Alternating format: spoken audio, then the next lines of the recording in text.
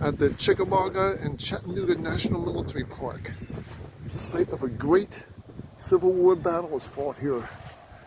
So we're gonna go look around. There's the museum over there. So there's a bunch of artifacts of Civil War era things. So we're gonna look around. This was the site of Fowler's Alabama Battery, the 4th Napoleons. Site where 6 men were killed, an officer and 17 men wounded. 1 man missing, 27 horses killed or disabled at this site. The Union forces were coming from the right, where those present houses are. And the Confederates were holding the position here. And eventually they were forced to retreat because of the heavy counter firing. But they did manage to hold several Union forces at bay. Great fighting here. In the positions of Lawrence, Mississippi Light Artillery. 2 men from the 13th Arkansas. It's also known as Sweet's Battery. It moved to the extreme right in support of General Breckinridge's division in the morning. So it's right over there. That's where they came to support him.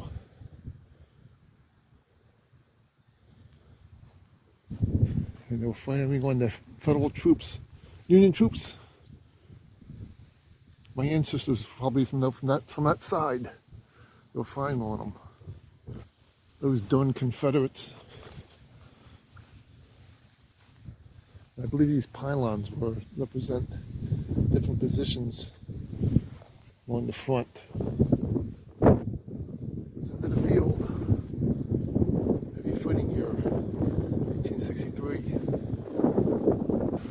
But now, right here at the Visitor Center, I'm going to go walk into the museum. But we're here, and I'm going to go look at different sites across the Chickamauga. But this is the Chickamauga battlefield site. It's the town of city of Fort Oglethorpe there. Chattanooga just a little further north of here. So let's go into the museum. Some Fort Field artillery, Union and Confederate batteries. 12-pounder rifle James. 1,700 yards elevate range.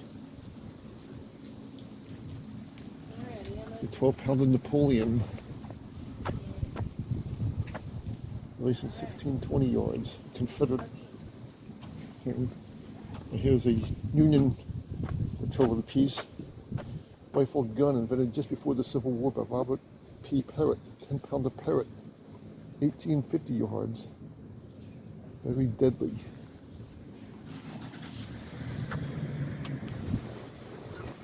There's a 6-pounder smooth-bore gun. Confederate 12-pounder howitzer.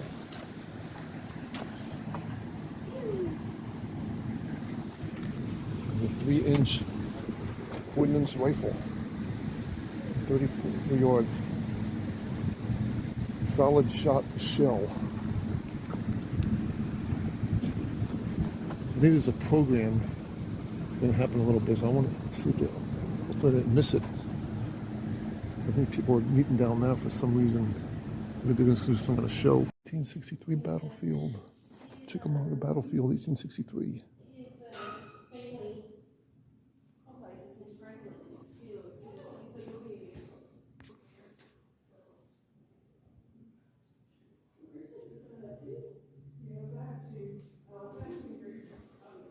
All right, so let's go look at the collection. Missing sword. Cannonball. Okay, maybe you're getting hit by that thing.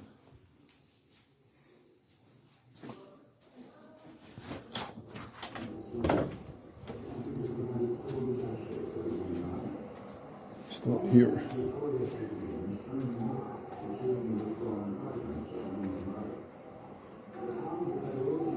What a tent site looked like. command post tent, officer's tent.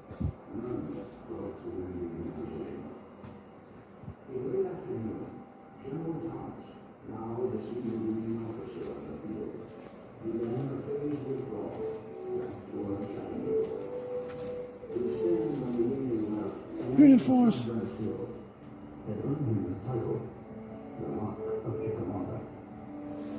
As nightfall approached, the Confederates launched a final assault and seized the now abandoned Federal position. The Union Army had slipped away toward Chattanooga.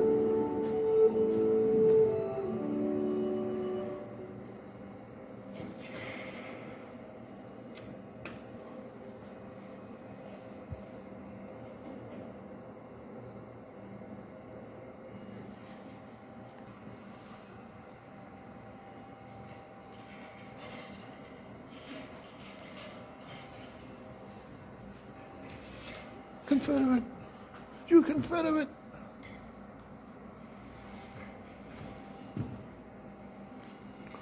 Oh, those Confederates making that yell.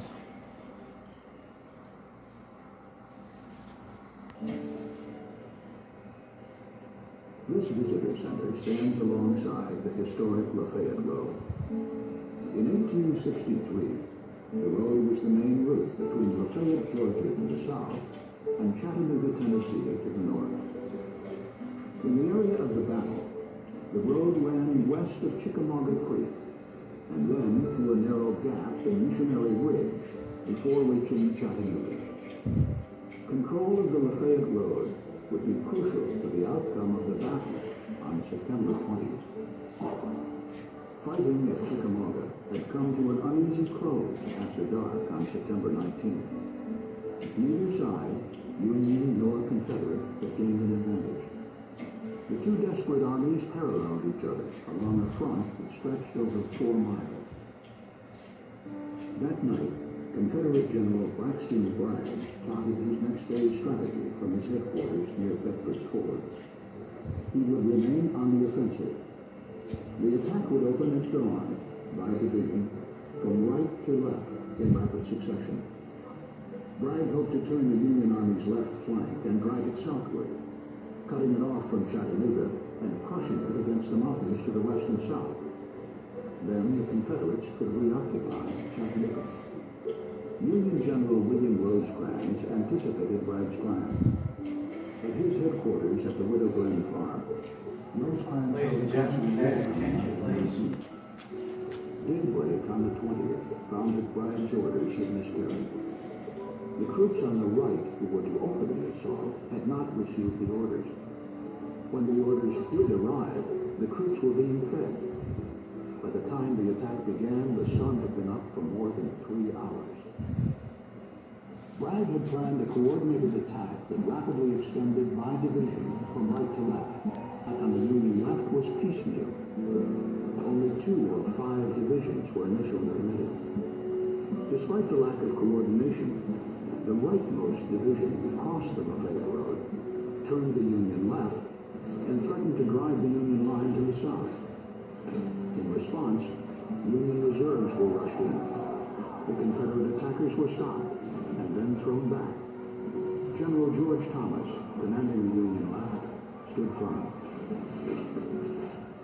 In the midst of dealing with the crisis on his left, Union Commander Rosecrans received a message at his command post that led him to believe a gap had opened near the center of his line. Without verifying the report, the fatigued and mentally exhausted general sent confusing instructions intended to fill the supposed gap. The division to the south of the gap was to move northward and occupy the position. But there was no gap, and when Union commanders attempted to follow Rosecrans' unclear orders, their efforts sent troops moving to new positions. In the process, an actual gap did open in the Union lines, and before Union commanders could fill this real gap, the Confederates attacked. The 6 divisions of the left wing of the Confederate Army were concentrated opposite the Union's center and right. Concealed by the trees, General James Longstreet had massed his divisions for a coordinated assault. A little after 11 a.m., he sent 4 of them forward. Okay, so we're going to go to in a theater. There's to be a program going on. I can't see anything. 3 of the bloodiest days of the entire war. Step here. And 8 miles north. Without warning, a line of Confederate infantry appears on his brigade's right flank. The advancing Confederates are less than 200 yards away. Now at the Union line.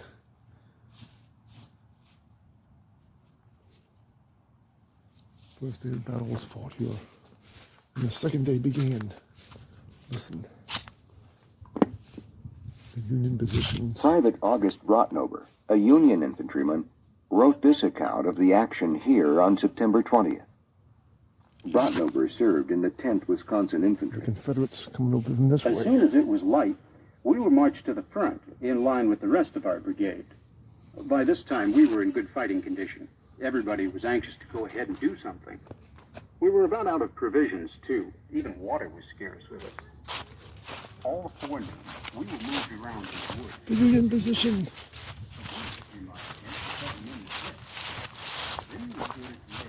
Going against the Confederates, which are over here.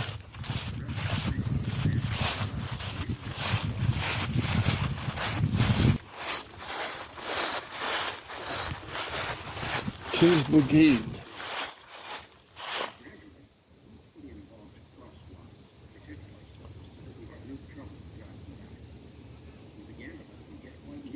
"61 killed here at the site. 16th Union Infantry.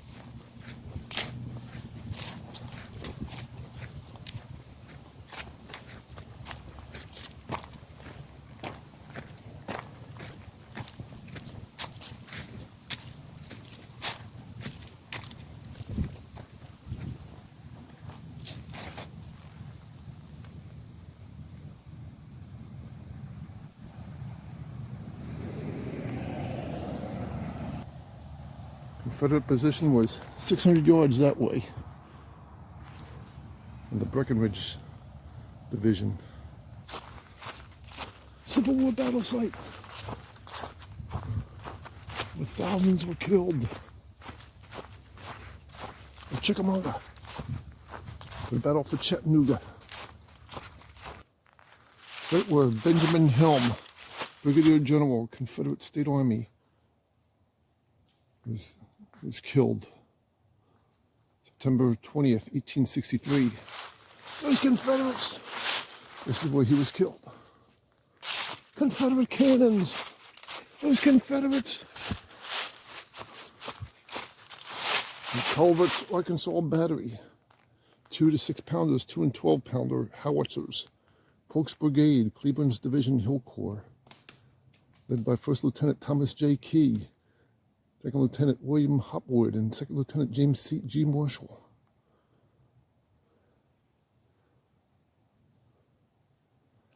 So the Union forces are coming over from there. It's the Union forces! They're attacking the Union forces! Ah, they're coming in fire!